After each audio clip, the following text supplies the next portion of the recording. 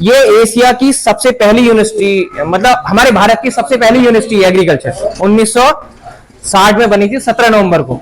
मैं वहां का विद्यार्थी रहा हूं और आज भी यदि आप देखेंगे उसकी रैंकिंग तो टॉप 10 में आती है। तो ये 10 अक्टूबर से 13 अक्टूबर क्या होता है किसान भाइयों, जो भी विश्वविद्यालय हमारे देश में कृषि के काम करते हैं, इनके 3 मेन काम होते हैं।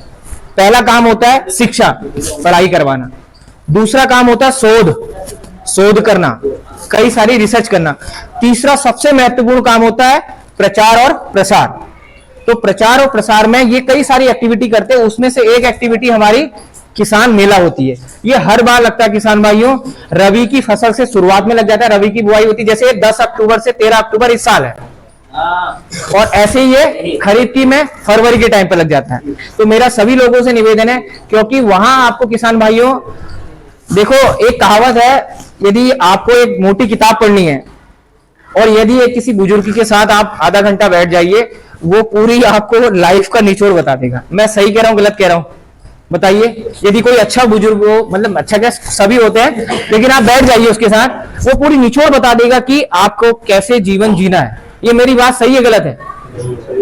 तो इसीलिए मैं कहता हूं कि किसानों को ये मेले में जरूर जाना चाहिए, क्योंकि वहां बहुत सारी एक्टिविटी होती है। एक तो पूरे देश के पूरे हमारे राज्य के कृषि विज्ञान केंद्रों की स्टॉल लगती है वहां, खादों की जो महत्वपूर्ण बड़ी बड़ी कंपनियां उसकी स्टॉल लगती है, दवाइयों की कंपनी की, बीज की, ये सारी कंपनी की स्टॉल लगती है। जो जो रिसर्च हो रही है तो वो आपको पता चल जाएगी, ठीक है?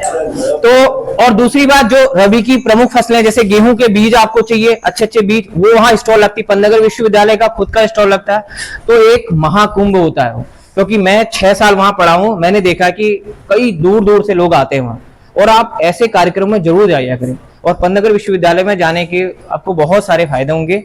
तो मेरा सभी से निवेदन रहेगा कि 10 से 13 अक्टूबर ये पन्नागर का एक गांधी मैदान है, वहीं इसका आयोजन होता है हर साल। वहां किसान और वैज्ञानिक के बीच में परिचर्चा भी होती है। 4 दिन का मेला होता है, शाम के टाइम में ये परिचर्चा भी होती है।